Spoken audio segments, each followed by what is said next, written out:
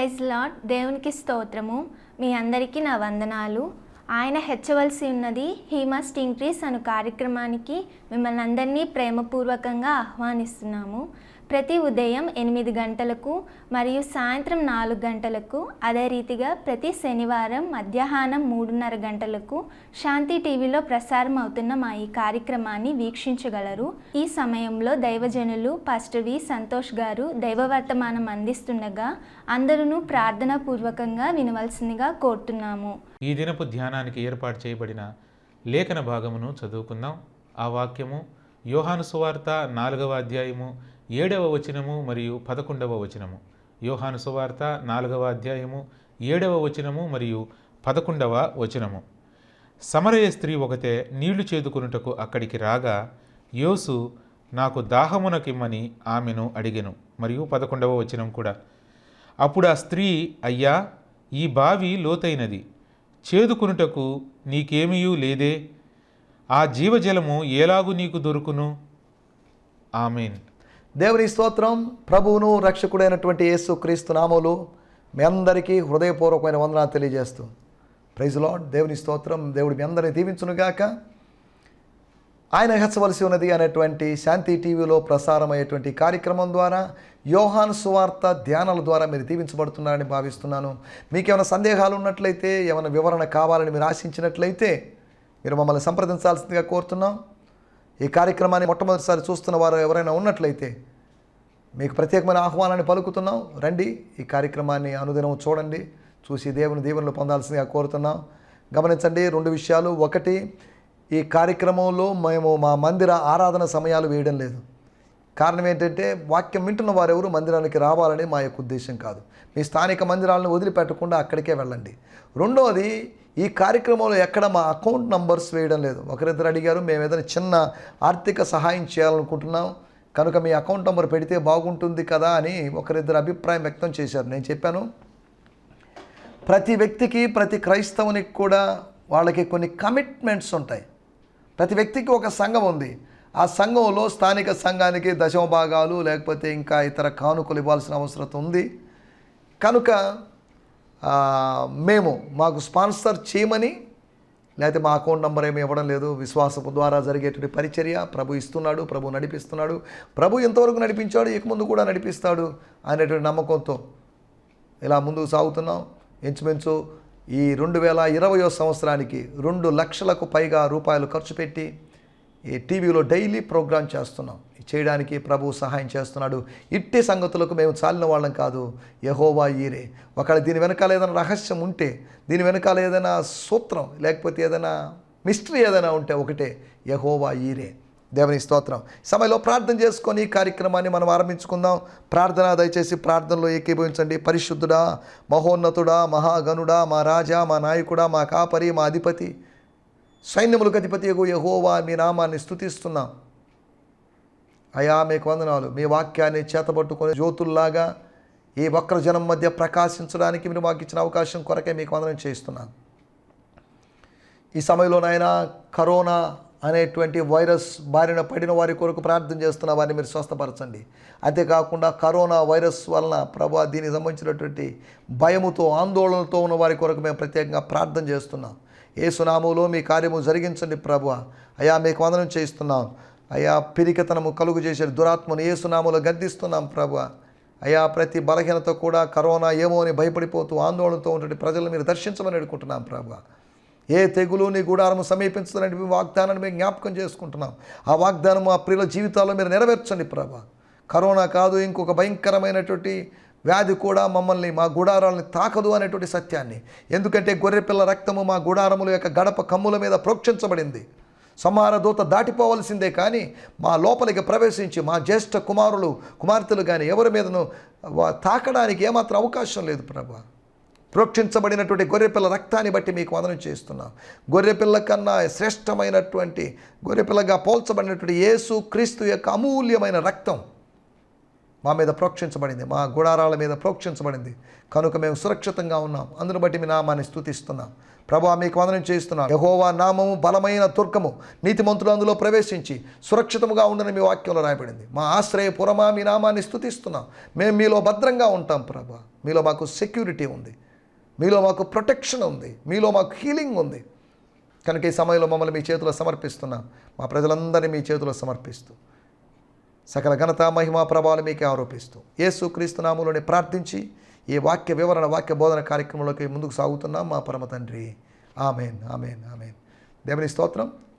ఈ సమయంలో దేవుని వాక్యాన్ని చదువుకుందాం. యోహాను సువార్త 4వ అధ్యాయము, జాన్ 4:7 మరియు 11, 7 మరియు 11 వచనాలు చదువుకుందాం. యోహాను సువార్త. సమరయ స్త్రీ ఒకతే నీళ్లు చేసుకుంటుటకు అక్కడికి రాగా యేసు నాకు దాహమునకిమ్మని ఆమెను అడిగాడు. అప్పుడు ఆ స్త్రీ, అయ్యా, ఈ బావి లోతైనది, చేదుకొనుటకు నీకేమీ లేదే, ఆ జీవజలము ఎలాగ నీకు దొరుకును? When a woman of Samaria came there to draw water, Jesus said to her, give me a drink. 11వ వచనం, verse 11. The woman said to him, Master, you have nothing to draw water with, and the well is deep. Where then are you going to get this living water? దేవుని స్తోత్రం. యోహాను సువార్త 4వ అధ్యాయం. ఈ దినాల్లో మీకు ఒకవేళ అవకాశం దొరికితే మీ వ్యక్తిగతమైన ధ్యాన సమయంలో యోహాను సువార్త 4వ అధ్యాయం చదవాల్సిందిగా కోరుతున్నాం. యోహాను సువార్త 1వ అధ్యాయాన్ని జనవరి నెలంతా ధ్యానించుకున్నాం. యోహాను సువార్త 2వ అధ్యాయాన్ని ఫిబ్రవరి నెలంతా ధ్యానించుకున్నాం. మార్చి నెలంతా యోహాను సువార్త 3వ అధ్యాయం ధ్యానించుకున్నాం. ఈ 4వ నెల ఏప్రిల్ నెలంతా యోహాను సువార్త 4వ అధ్యాయము. 5వ నెల అనగా మే నెలలో మనము యోహాను సువార్త 5వ అధ్యాయాన్ని ధ్యానించుకుంటాం. జూన్ నెలలో 6వ అధ్యాయం. ఇలా ఒక్కొక్క అధ్యాయం. 12వ నెల యోహాను సువార్త 12వ అధ్యాయం. అలాగా 12 అధ్యాయాలు. 12 అధ్యాయాల నుంచి 300 సందేశాలు ఇవ్వడానికి దేవుడు నన్ను బలపరచబోతున్నాడని నేను విశ్వసిస్తున్నాను. దేవుడు నాతో మాట్లాడినట్లుగా, నన్ను దర్శించినట్లుగా, దేవుడు మరింత అవగాహన అనుగ్రహించినట్లుగా నా కొరకు ప్రార్థించండి. మనం చదువుకున్నట్టు మాటలు. యేసు ప్రభు ఒక స్త్రీ కోసమని వచ్చాడు. ఆ యూదయ సరిహద్దు దాటి ఆ సమరయ సరిహద్దులో ప్రవేశించడంతో ఆయన కలుసుకున్నటువంటి మొట్టమొదటి వ్యక్తి ఒక స్త్రీ. గమనించాలి, మీరు సముద్రానికి వెళ్ళి గాలం వేయండి, వచ్చినటువంటి మొదటి చేపను నోరు తెరిచి చేప నోట్లో ఉన్న షెకెలను కనుగొని నీకు నాకు పన్ను చెల్లించు. సముద్రంలో ఏ చేప ఎప్పుడు పడుతుందో తెలియదు, కానీ నాణ్యము మింగిన చేపే నీ దగ్గరికి వస్తుంది. ఆశీర్వాదం కలిగిన వాడే నీ దగ్గరకు వస్తాడు. బలిసిన వ్యక్తులే నీ దగ్గరకు వస్తారు. ధనము కలిగిన వ్యక్తులు నీ దగ్గరకు వస్తారు. వాళ్ళని పట్టుకో, వాళ్ళ ద్వారా నీ పన్నులు చెల్లించు, వాళ్ళ ద్వారా నీ అవసరతలు తీర్చుకో. వారి నోట్లో నాణ్యం ఉంది. దేవుని స్తోత్రం. కాకి నోట్లో రొట్టెను పెట్టి ఏలియా అవసరతను తీర్చిన దేవుడు పేతురు కొరకు చేప నోట్లో నాణ్యాన్ని పెట్టి అవసరతలు తీర్చాడు. అవసరమైతే జంతువుల నోళ్ళలో ఆహారమైన, నాణ్యాలైన, మరి దేన్నైనా పెట్టి పరిశుద్ధుల యొక్క అవసరాలు తీర్చడానికి శక్తి కలిగినటువంటి దేవుడు మన దేవుడు. దేవుని స్తోత్రం. హల్లెలూయా.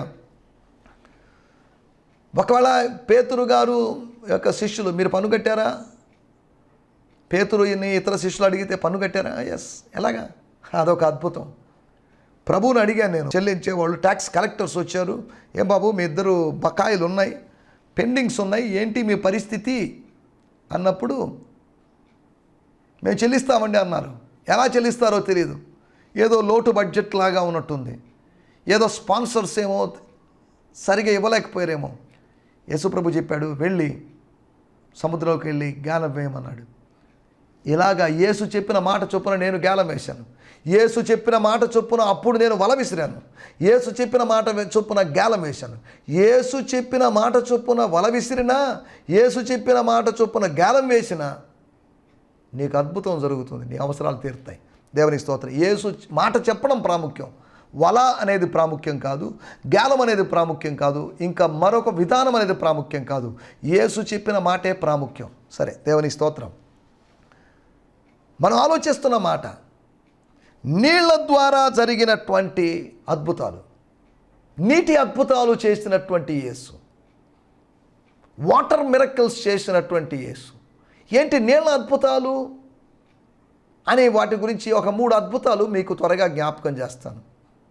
మనం చదువుకున్నట్లు వాక్య భాగంలో ఆ స్త్రీ నీళ్లు చేదుకోవడానికి వచ్చింది అని రాయబడింది. She came to draw water.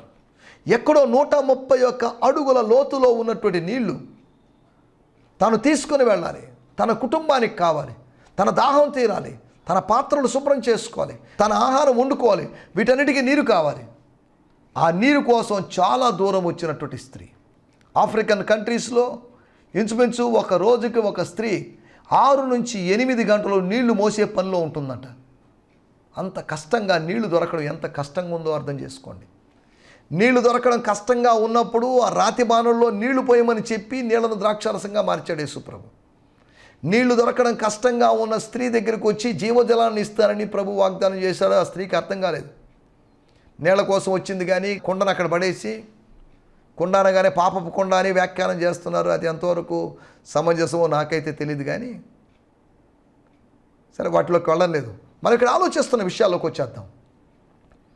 యేసు చేసినటువంటి నీటి అద్భుతాలు చేసిన యేసు అనే మన టైటిల్. వాటర్ మిరకిల్స్ చేసినటువంటి యేసు అద్భుతాలు చేస్తాడు. అది ఏ విధమైన అద్భుతాలైనా చేస్తాడు. ఆయనకు ప్రకృతి మీద అధికారం ఉంది, దురాత్మల మీద అధికారం ఉంది, రోగముల మీద అధికారం ఉంది. దేవుని స్తోత్రం. యేసు చేసినటువంటి నేను 3 మాటలు మీకు త్వరగా జ్ఞాపకం చేస్తాను. మొట్టమొదటి మాట ఆదికాండము 29వ అధ్యాయము 10వ వచనంలో మనం గమనించినట్లయితే, యాకోబు తన తల్లి అయిన సహోదరుడైన లాబాను కుమార్తెయగు రాహేలును తన తల్లి సహోదరుడు లాబాను గొర్రెలను చూచినప్పుడు అతడు దగ్గరికి వెళ్ళి బావి మీద నుండి రాతిని పొర్లించి తన సహోదరుడు లాబాను గొర్రెలకు నీళ్లు పెట్టెను. యాకోబు రాహేలును ముద్దు పెట్టి. దేవుని స్తోత్రం. మనం ఆలోచిస్తున్నమాట, ఒక బావి ఆదికాండం 29వ అధ్యాయం 1వ వచనాల్లో కనిపించింది. ఆ బావి మీద ఒక మూత ఉంది. ఆ బావి మీద ఒక రాయి దొర్లించబడింది. ఆ రాతిని దొర్లించి తాను చాలా దినాల తర్వాత కలుసుకున్నటువంటి తన మేనమామ గారి కుమార్తె అయినటువంటి రాహేలు కోసం, రాహేలు యొక్క మంద కోసం తాను నీళ్లు తోడి పోసినట్లుగా మనం చూస్తున్నాం. తన ఇంట్లో తన తల్లి కోసం, తన తండ్రి కోసం అలా చేశాడో లేదో మరి తెలియదు. అందమైన నేత్రములు కలిగినటువంటి, స్వరూపము కలిగినటువంటి తన మేనమామ కుమార్తె అయినటువంటి రాహేలు కోసం ఆయన రిస్క్ తీసుకున్న సందర్భం, ప్రయాసపడిన సందర్భాన్ని మనం చూస్తున్నాం. రాత్రి తన నిద్రలేదు, పారిపోయి వచ్చాడు, దర్శనం చూశాడు, నిద్ర సరిగా పట్టలేదు, దాని వ్యాఖ్యానం అర్థం కాలేదు. ఉదయకాలం మళ్ళీ ప్రయాణం ఆరంభించాడు. అనుకోకుండా ఆ పద్దనారాము యొక్క సరిహద్దుల్లో ప్రవేశించినప్పుడు అక్కడ ఒక బావి దగ్గర కొంతమంది కాపరులను ఆయన కలుసుకున్నాడు. యాకోబు కన్నా గొప్పవాడైన యేసు ఈ బావి దగ్గర ఒక స్త్రీని కనుగొన్నాడు. ఆ స్త్రీ కోసం నీళ్లు ఆయన తోడిపోయలేదు. కానీ దేవుని వాక్యంలో గత ఎపిసోడ్లో మనం మాట్లాడుకున్నట్లుగా సామెతల గ్రంథం 20వ అధ్యాయం 5వ వచనంలో ఉన్నట్టుగా మనుషుని యొక్క మనసు లేకపోతే లోతైన నీళ్ళ లాంటిది. వివేకము కలిగిన వాడు దాన్ని చేదుకుంటాడు లేకపోతే తోడుకుంటాడు అని దేవుని వాక్యంలో రాయబడింది. అంటే ఈమె కొరకు దేవుడు నీళ్ళని ఇచ్చాడు. ఈమె కొరకు ఏం నీళ్ళు ఇచ్చాడు? అలనాడు యాకోబు రాహేలు కోసం నీళ్ళనిచ్చాడు. యాకోబు కన్నా గొప్పవాడైన యేసు ప్రభు, యాకోబు యొక్క బలిష్ఠుడని ఎంచదగినటువంటి యేసు ప్రభు రాహేలు కోసం కాదు కానీ ఈ సమరయ స్త్రీ కోసం, ఈ స్త్రీ కోసం నీళ్లను చేదిపోశాడు. అక్షరార్థంగా ఆయన నీళ్లు చేదిపోయలేదు. వాటర్ మిరకిల్స్ గురించి మనం ఆలోచిస్తున్నాం. నీళ్లు చేదిపోశాడు అంటే ఆత్మ సంబంధమైన నీళ్లు. ఆ జీవజలము నీకు ఎలా వస్తుంది అని ఏమి అడిగింది. చాలా లోతుగా ఉంది కదా, జీవజలం ఎలా వస్తుంది? యాకోబు బావిలో జీవజలం లేదు, యాకోబు బావిలో మరణ జలమలే ఉంది. కారణం ఏంటంటే యాకోబు బావిలో నీళ్లు తాగిన వాళ్ళు చచ్చిపోయారు. కానీ యేసు చెప్తున్న మాట, నేను ఇచ్చేటువంటి నీళ్లు తాగువారు వారి హృదయములో నుండి ఒక బుగ్గ పుడుతుంది, ఒక ఊటలాగా అది మారుతుంది, ఒక సజీవ నదిగా మారుతుంది. అది నిత్య జీవాన్ని ప్రసాదిస్తుంది, నిత్య జీవము కొరకు ఊరెడి బుగ్గగా ఉంటుంది అనే మాటలు మనం చూస్తున్నాం. యాకోబు కన్నా గొప్పవాడే యేసు ప్రభు, దాని విషయంలో ఎటువంటి సందేహం లేదు.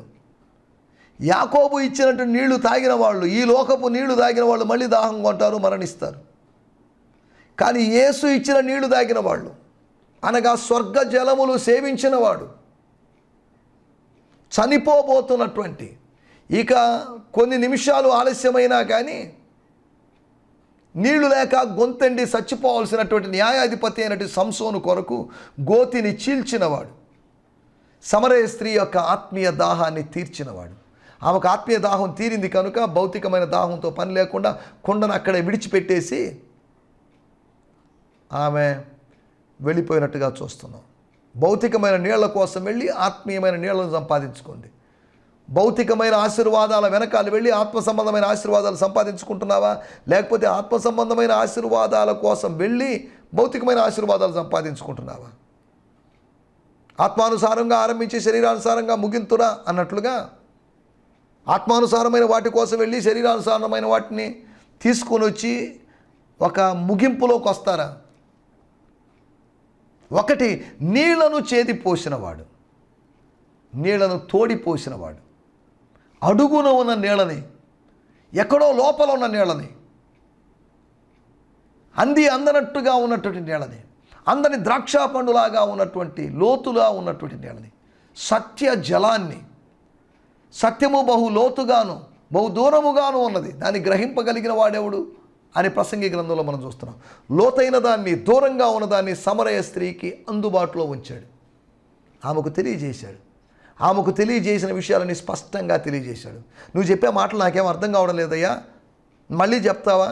లేదు, నాకు ఇంకేం చెప్పొద్దులే అని అవలేదు. యేసు క్లారిటీతో ఆమెకు ఆన్సర్, స్పష్టతతో కూడినటువంటి జవాబులు. బ్రదర్ ఆర్ స్టాన్లీ గారు ఒక పుస్తకం రాశారు, స్పష్టమైన జవాబులని. అలాగే స్పష్టమైన జవాబులు యేసు ఇచ్చాడు. పరిశుద్ధాత్ముడు స్పష్టమైన జవాబులు ఇస్తాడు. అస్పష్టమైన జవాబులు ఈ లోకం ఇస్తుంది, కన్ఫ్యూజన్తో కూడుకున్న జవాబులు ఈ లోకం ఇస్తుందేమో, కానీ స్పష్టమైన జవాబులు యేసు ప్రభు లేదా పరిశుద్ధాత్ముడు ఇస్తాడు. మనం ఇక్కడ ఆలోచిస్తున్న విషయాల్లోకి వచ్చేస్తున్నాం. ఒకటి, నీళ్లను ఆయన చేదిపోశాడు. రెండవ, వాటర్ మిల్క్ మనం గమనిస్తే యోహాను సువార్త 4వ అధ్యాయము 46వ వచనం. తాను నీళ్లు ద్రాక్షరసముగా చేసిన గలిలయ కానానుకు ఆయన తిరిగి వచ్చాడు. గలిలయలోని కానాకు ఆయన తిరిగి వచ్చాడు. నీళ్లను ద్రాక్షారసంగా మార్చాడు. 2వ అధ్యాయంలో మార్చాడు. దాని ప్రస్తావన మళ్ళీ ఇక్కడ జరిగింది. దేవుని స్తోత్రం. మన ఇక్కడ ఆలోచిస్తున్నట్టు విషయం, నీళ్లను ద్రాక్షారసంగా మార్చాడు. నీళ్లను మార్చాడు, నీళ్లను చేదిపోశాడు, తోడిపోశాడు. అంతేకాకుండా నీళ్లను మార్చాడు ఆయన. నీళ్ల యొక్క రంగును మార్చాడు, నీళ్ల యొక్క రుచిని మార్చాడు, నీటి యొక్క వాసనను మార్చాడు, నీటిని మార్చాడు ఆయన. అద్భుతము జరిగించినట్టు కానాకు ఆయన మరలా తిరిగి వచ్చాడు. తిరిగి వచ్చినప్పుడు గతంలో జరిగినట్టు అద్భుతపు తాలూకా ఎన్ని రోజులైందో ఈ మధ్య కాలంలో, లేకపోతే యోహాను సువార్త 2వ అధ్యాయానికి 4:46 మధ్యలో ఎన్ని రోజుల వ్యవధి లేకపోతే పీరియడ్ లేకపోతే ఎంత టైం ఉందో మనకు అర్థం కావడం లేదు. కానీ కొంత గ్యాప్ ఉన్నప్పటికీ యేసు మరలా అక్కడికి వచ్చి అద్భుతం జరిగించాడు. అది వేరే విషయం, దాన్ని మనం ధ్యానించడం లేదు. రెండవది, నీళ్లను ఆయన మార్చినవాడు. ఒక స్త్రీ కోసం నీళ్లను చేదిపోశాడు. రెండవది, ఒక స్త్రీ కోసం, ఆమె కూడా స్త్రీ, మరియమ్మ కోసం, అనగా తన సొంత భౌతికమైన తల్లి కోసం ఆయన నీళ్లను రసంగా మార్చాడు. ఆమె అడిగింది, ఆమె డిమాండ్ చేసింది, ఎలాగో చేసి something, do something, give something అన్నట్టుగా ఆమె బిహేవ్ చేసేసరికి, ప్రవర్తించేసరికి, ఆమెను గద్దించినట్టుగా కనిపించినప్పటికీ కూడా ఆమె యొక్క అవసరత అంటే అందరి అవసరత ఆమె అవసరతగా మారింది. అందరి అవసరతలు ఆమె భుజం మీద వేసుకొని తన అవసరతగా ప్రభువు చెప్పింది. అద్భుతం జరిగింది. నీళ్లు ద్రాక్షారసంగా మారాయి. అందరూ సంతోషంగా తాగారు. ఆ పెళ్ళి మరపురానటువంటి ఒక వివాహంగా ఎంచబడింది, చరిత్రలో నిలిచిపోయింది.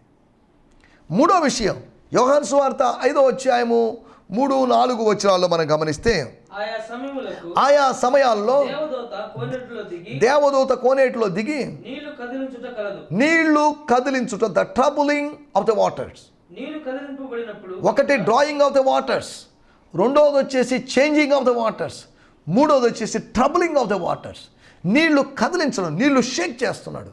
నీళ్లు కుదిలిస్తున్నాడు, నీళ్లు కలియబెడుతున్నాడు. స్టిరింగ్ ఆఫ్ ద వాటర్స్ అనగా ఒక అద్భుతం జరగడానికి, లేకపోతే ఆయా సమయాల్లో దేవదూత దిగివచ్చి కోనేటిలో నీళ్ళని కదిలిస్తుంది.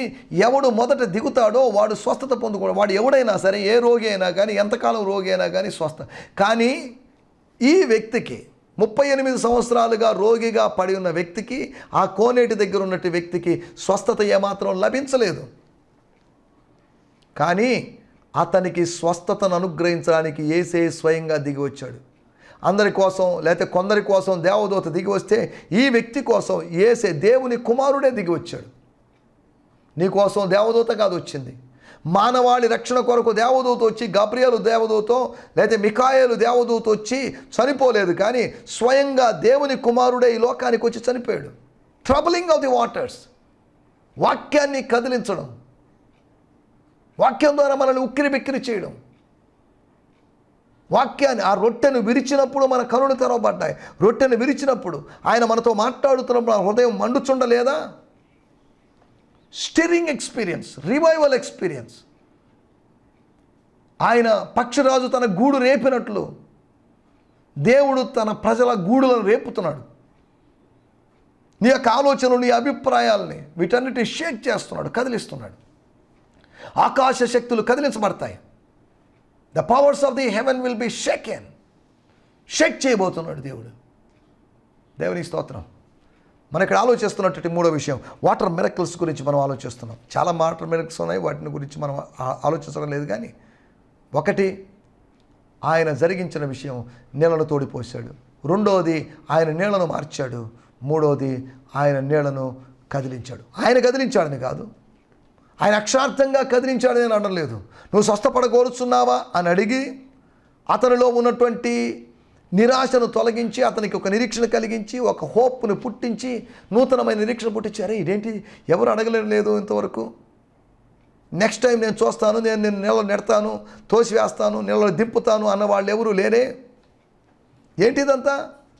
అకస్మాత్తుగా ఒక వ్యక్తి ప్రత్యక్షమై ఇలా అడుగుతున్నాడు ఏంటి అని ఆశ్చర్యపోయిండొచ్చు అతను. ఏదేమైనప్పటికీ మనం ఇక్కడ ఆలోచిస్తున్నట్టు విషయం, నీళ్లు కదిలించిన తర్వాత, దేవుని సేవకుడు నీళ్లు కదిలించిన తర్వాత అక్కడ జరుగుతున్న కార్యం, స్వస్థతలు జరుగుతున్నాయి. వాక్యము కదిలించబడితే, నీ హృదయంలోని వాక్యం, ఎంతమందో ప్రార్థనలో కూడా చేశాను అదే, ఒక రొట్టె దొల్లుకుంటూ వచ్చి మిద్యానీయుల యొక్క గుడారాన్ని తలకిందులు చేసింది. నీ జీవితంలో అనారోగ్యాన్ని, సమస్యలను తలకిందులు చేయాలంటే ఒక రొట్టె రావాలి, వాక్యపు రొట్టె రావాలి, స్వర్గపు రొట్టె రావాలి, పరమ గిద్యోను యొక్క రొట్టె రావాలి. అప్పుడు నీ జీవితం తారుమారు అవుతుంది, చేంజ్ అవుతుంది, మార్పు వస్తుంది. నీ జీవితం మారాలి, ఒక రాడికల్ చేంజ్ రావాలి నీ జీవితంలో. విప్లవాత్మకమైన మార్పును దేవుడు నీలోంచి కోరుకుంటున్నాడు. పాత మనిషి కాదు, కొత్త మనిషిగా నువ్వు మారాలి. ఆ కొత్త మనిషిగా నువ్వు మారాలంటే నువ్వు ప్రభు దగ్గరికి రావాలి. సరే, ఏదేమైనప్పటికీ మనం ఇక్కడ ఆలోచిస్తున్నాం. 3 వాటర్ మిరకిల్స్ని గురించి మీకు జ్ఞాపకం చేస్తున్నాను. ఒకటి, he draw the waters, drawing of the waters. రెండవది, మనం ఆలోచించినట్టు విషయం, చేంజింగ్ ఆఫ్ ద వాటర్స్. మూడవది, స్టిరింగ్ ఆఫ్ ద వాటర్స్, అనగా నీళ్లను మార్చి, నీళ్లను తోడి, లేదా నీళ్లను చేది, నీళ్లను కదిలించి. దేవుని స్తోత్రం. ఆ దేవదూత అతని కోసం చేయని పనిని యేసు ప్రభు ఒక వ్యక్తి కోసం చేశాడు. ఈ వ్యక్తి అనుకున్నాడు, నేను దిగలేను, నాకు ఎవరు సహాయం చేసేవాళ్ళు లేరు, రాను నా వయసు పెరిగిపోతుంది, బహుశా నేను స్వస్థత పొందకపోవడం దేవుని చిత్తమేమో, ఈ ఏముంది నా కర్మ నేను అనుభవించాలేమో, ఇలాగే రోగిగా నేను చచ్చిపోవాలేమో, ఇంపార్టెంట్గా, బలహీనుడిగా, వ్యాధి గలవాడిగా, నా అనారోగ్యం ఇంకా కొనసాగబడి 38 సంవత్సరాలుగా వ్యాధిగ్రస్తుడు అని రాయబడింది. అతను చనిపోయేసరికి 50 సంవత్సరాలుగా వ్యాధిగ్రస్తుడైన మనుషుడు అని చెప్పుకుంటారేమో, కానీ అతని జీవితం మారింది. 38 సంవత్సరాల తర్వాత 39వ సంవత్సరంలో అతనికి అనారోగ్యం ఉండడానికి వీల్లేదని అతని జీవితంలో విడుదల కలిగించాడు దేవుడు. విడుదల హితవత్సరాన్ని దేవుడు ప్రకటించాడు, గుడ్ ఇయర్ని ప్రకటించాడు, డెలివరెన్స్ని ప్రకటించాడు, జూబిలీని ప్రకటించాడు, స్వేచ్ఛను ప్రకటించాడు. నీ జీవితంలో నీ అనారోగ్యాన్ని తొలగించి దేవుడు నీకు స్వేచ్ఛను ప్రకటిస్తున్నాడు. He declares freedom. He declares healing. దేవుని స్తోత్రం. నా మాటలు వింటున్న దేవుని బిడ్డలారా, నా మాటలు నేను ఇక్కడ ముగించేస్తున్నాను. ఆయన నీళ్లను చేది అనగా నీళ్లను అందించి, హీ సప్లైస్ వాటర్. అంతేకాకుండా హీ చేంజెస్ ద వాటర్. అంతేకాకుండా హీ స్టిర్స్ ద వాటర్స్. సప్లై చేసినవాడు, చేంజ్ చేసినవాడు, మార్చినవాడు. అంతేకాకుండా ఆయన చేసినటువంటి పని, ఆయన నీ కొరకు ఆ వాటర్స్ని కదిలిస్తాడు. ఆ కదలాలంటే లోపల కదలిక, ఒక కంపం జరగాలి, ఒక షేకింగ్ జరగాలి, ఒక భూకంపం జరగాలి. ఎర్త్ యొక్క ప్లేట్స్లో ఏదో కదలిక రావాలి, ఊటే కదలిక రాదు.